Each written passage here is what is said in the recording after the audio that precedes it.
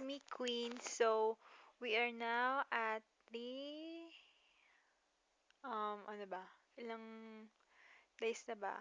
Ito yung pang 7, 8, and 9 day ng message, anniversary message. So, masasabi ko lang, mahal na mahal kita at lagi kitang mamahalin, lagi kitang iintindihin sa mga away. Sana maging okay lagi tayo. Sana lagi tayong magkaintindihan.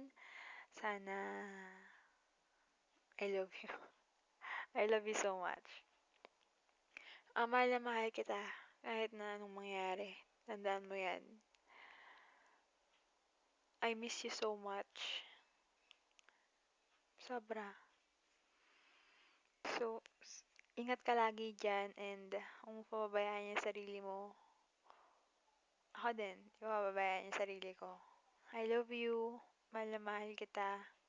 Mwah!